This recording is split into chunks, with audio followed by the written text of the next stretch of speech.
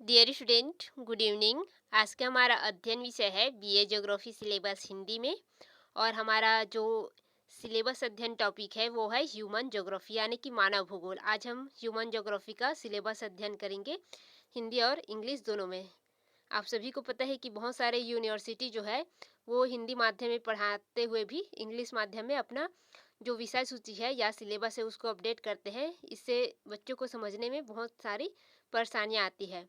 तो उसी के लिए हम ये जो सिलेबस है वो हिंदी में ट्रांसलेट करके आपके तक पहुंचा रहे हैं। ह्यूमन ज्योग्राफी में फर्स्ट यूनिट है definition, nature, objectives, scope and development of human geography यानी कि मानव भूगोल की परिभाषा, प्रकृति, उद्देश्य और विषय क्षेत्र एवं विकास। फिर है inter relation of human geography with other social science यानी कि मानव भूगोल का अन्य सामाजिक विज्ञानों से अंतर संबंध। इसके पश्चात है concept of areal differentiation in region synthesis यानी कि क्षेत्रीय विभिन्नता एवं क्षेत्रीय संश्लेषण की संकल्पना। यूनिट 1 में आपको इतना अध्ययन करना है। फिर है यूनिट 2।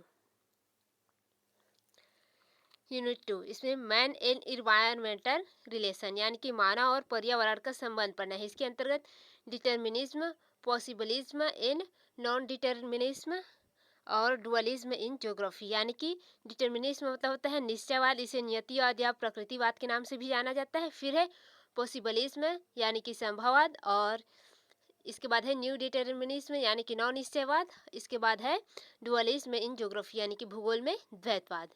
इसके अंतर्गत है सिस्टमेटिक वर्सेस रीजनल यानी कि क्रमबद्ध और बनाम प्रादेशिक भूगोल। इसके बाद है फिजिकल वर्सेस ह्यूमन यानी कि भौतिक भूगोल और मानव भूगोल। फिर है थ्योरेटिकल वर्सेस अप्लाइड ज्योग्राफी यानी कि सैद्धांतिक और व्यवहारिक भूगोल। ये भूगोल में द्वैतवाद के अंतर्गत आपको 3 टॉपिक अध्ययन करना है। फिर है concept of radicalism and behaviourism यानी कि इसके अंतर्गत आपको अतिवाद और व्यवहारवाद की संकल्पना का अध्ययन करना है।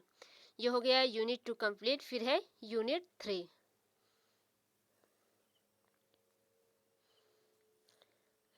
यूनिट 3 इसके अंतर्गत ह्यूमन एडेप्टेशन टू इन्वायरमेंट यानी कि मानव का पर्यावरण से अनुकूलन। इसके अंतर्गत आपको कोल्ड रीजन यानी कि शीत प्रदेश, इसमें आपको एस्किमो का अध्ययन करना है। फिर है हॉट रीजियन, इसके अंतर्गत आपको बुशमैन प्रजाति का अध्ययन करना है। फिर है प्लेटू रीजियन यानी कि इसके अंतर्गत आपको जो पठारी प्रदेश है उसके अंतर्गत मसाई का अध्ययन करना है और गोंड का अध्ययन करना है। फिर है प्लेन रीजियन यानी कि आपका जो मैदानी क्षेत्र है इसके अंतर्गत संथाल जनजाति है उसका अध्ययन करना है। ये है आपका यूनिट 3। इसके पश्चात है यूनिट 4। इसके अंतर्गत है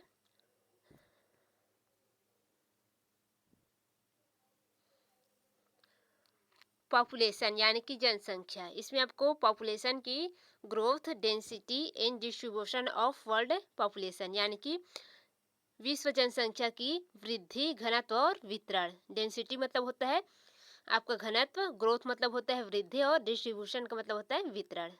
तो आपको विश्व की जो जनसंख्या है उसकी वृद्धि, घनत्व और वितरण का अध्ययन करना है। फिर है physical and social factors influencing spatial distribution of population यानी कि जनसंख्या के जो स्थानिक वितरण है उसको प्रभावित करने वाले भौतिक और सामाजिक कारक का अध्ययन करना है आपको।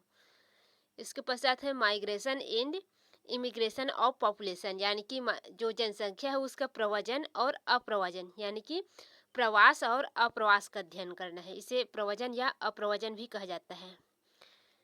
इसके पश्चात है migration and immigration of population, ये हो गया। इसके बाद है population explanation and concept of optimum population यानी कि जनसंख्या विस्फोट एवं अनुकूलतम जनसंख्या की जो संकल्पना है उसका अध्ययन करना है हमें। फिर है पॉपुलेशन अस सोशल कैपिटल यानी कि जो जनसंख्या का सामाजिक संपदा के रूप में अध्ययन करना है। ये हो गया यूनिट 4। इसके बाद है यूनिट 5 ह्यूमन सेटलमेंट यानी कि मानव अधिवास या बस्तियाँ।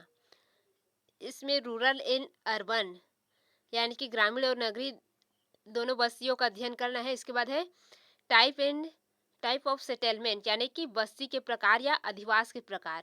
Pattern of settlement, liner, rectangular, radial, checker board, patterns, यानी कि इसमें वस्तुएं के जो प्रतिरूप होता है, रेखीय, आयताकार, आरी, चौकपट्टी प्रतिरूप, वृत्ताकार, त्रिकोणाकार, इस प्रकार के जो पढ़े हैं आप, इसका स्वरूप यानी कि अधिवासों का स्वरूप, उसका अध्ययन करना है इसमें। फिर है environmental issue in rural settlement, यानी कि जो ग्रामीण अधिवास है उसके अंतर्गत पर्यावरणीय मुद्दों का अध्ययन करना है। इसके पास साथ है हायरार्की ऑफ अर्बन सेटलमेंट, यानी कि नगरीय अधिवास का पदानुक्रम, इसका अध्ययन करना है। ये हो गया आपका यूनिट 5 कंप्लीट, ह्यूमन ज्योग्राफी का कंप्लीट हिंदी सिलेबस। यदि आपको या आपके पास किसी और भी प्रकार की सिलेबस है जिसका हिंदी में चाहिए तो आप कृपया सिलेबस को सेंड कीजिए। धन्यवाद।